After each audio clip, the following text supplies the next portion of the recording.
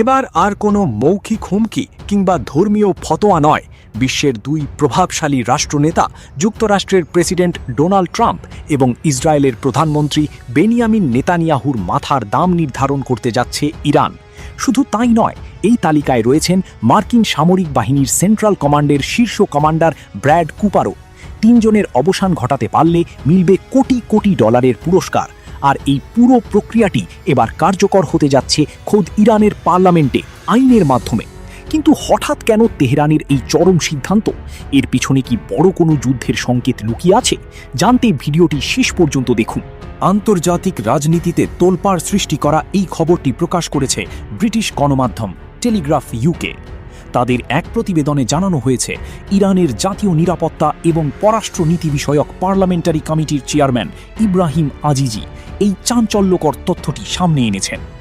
তার দেওয়া তথ্য অনুযায়ী ইরান সরকার ডোনাল্ড ট্রাম্প, বেঞ্জামিন নেতানিয়াহু এবং কমান্ডার ব্র্যাড কুপারের মাথার দাম যৌথভাবে নির্ধারণ করেছে 5 কোটি ইউরো, মার্কিন ডলারে যার পরিমাণ প্রায় 5 কোটি 82 লাখ ডলার, ব্রিটিশ পাউন্ডে যা প্রায় 4 কোটি 35 লাখ পাউন্ড। ইব্রাহিম আজিজি স্পষ্ট জানিয়েছেন, যে বা যারা এই তিন প্রভাবশালী ব্যক্তিকে পৃথিবী থেকে সরিয়ে দিতে পারবে, তারাই হবে এই বিশাল অঙ্কের পুরস্কারের হকদার। প্রশ্ন উঠতে পারে, ইরান তো এর আগেও বহুবার ট্রাম্পকে হত্যার হুমকি দিয়েছে, তাহলে এবারের বিষয়টি আলাদা কেন? আলাদা হওয়ার কারণ হল, এবার এটি কোনো নেতার বক্তব্য বা রাজনৈতিক স্লোগান নয়। তেহরান এটিকে সাংবিধিবদ্ধ আইনি রূপ দিতে যাচ্ছে। ইরানের পার্লামেন্টে বর্তমানে একটি বিশেষ বিলের খসড়া তৈরি করা হচ্ছে। এই বিলটির নাম দেওয়া হয়েছে counteraction by military and security forces of the Islamic Republic.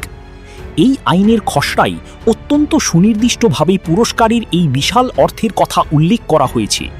বিলটি পাশ হওয়ার সাথে সাথেই ইরান সরকার আনুষ্ঠানিকভাবে এই পুরস্কারের ঘোষণা বিশ্ববাসীর সামনে নিয়ে আসবে। ইরানের জাতীয় নিরাপত্তা কমিশনের আরেক প্রভাবশালী সদস্য মাহমুদ নভাভিয়ান টেলিগ্রাফ ইউকেকে নিশ্চিত করেছেন যে খুব শীঘ্রই এই বিলটির ওপর ইরানের পার্লামেন্টে চূড়ান্ত ভোট অনুষ্ঠিত হতে যাচ্ছে। তবে ট্রাম্পকে টার্গেট করার ঘটনা এটাই প্রথম নয়। এর আগেও ইরানের পক্ষ থেকে ব্লাড কভেনেন্ট বা রক্তের চুক্তি নামে একটি প্রচারণার মাধ্যমে ট্রাম্পকে হত্যার উদ্দেশ্যে 2 কোটি 70 লাখ ডলার তহবিল সংগ্রহের দাবি করা হয়েছিল। ইরানের এই লাগাতার হুমকির জবাবে গত বছরই এক জনসভায় হুঙ্কার দিয়েছিলেন ডোনাল্ড ট্রাম্প। তিনি স্পষ্ট ভাষায় বলেছিলেন, তারা অর্থাৎ ইরান যদি আমাকে হত্যার সামান্যতম চেষ্টাও করে, তবে যুক্তরাষ্ট্র অত্যন্ত কঠোর ভূমিকা নেবে। মার্কিন সামরিক বাহিনী ইরানকে এই পৃথিবীর মানচিত্র থেকে চিরতরে মুছে দেবে।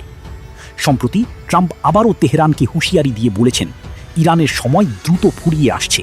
কোনো সম্মানজনক চুক্তি না হলে দেশটির অস্তিত্ব সংকটে পড়বে।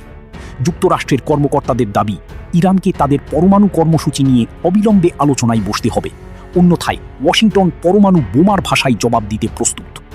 এই চরম উত্তেজনার মাঝে ইসরায়েলের অন্দরেও শুরু হয়েছে নতুন সমীকরণ। দেশটির প্রধানমন্ত্রী বেনিয়ামিন নেতানিয়াহুকে তার চলমান দুর্নীতি মামলার শুনানি থেকে সাময়িক অব্যাহতি দেওয়া হয়েছে। কারণ হিসাবে দেখানো হয়েছে, তিনি বর্তমানে অত্যন্ত গুরুত্বপূর্ণ ও জরুরি নিরাপত্তা বৈঠকগুলোতে ব্যস্ত সময় পার করছেন।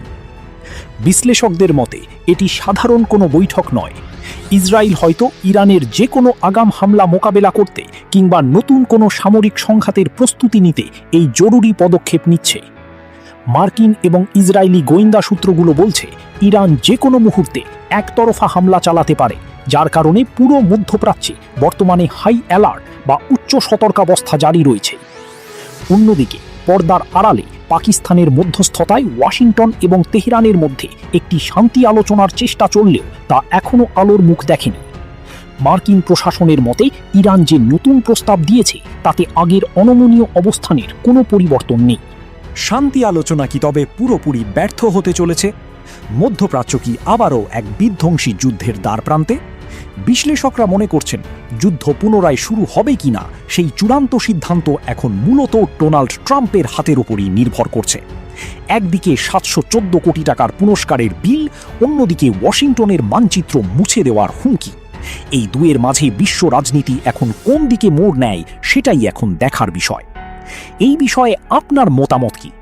ইরান কি আসলেই এই বিল পাশ করে বড় কোনো ঝুঁকি নিতে যাচ্ছে? কমেন্ট করে আমাদের জানান। ভিডিওটি ভালো লাগলে লাইক এবং শেয়ার করতে ভুলবেন না। ধন্যবাদ।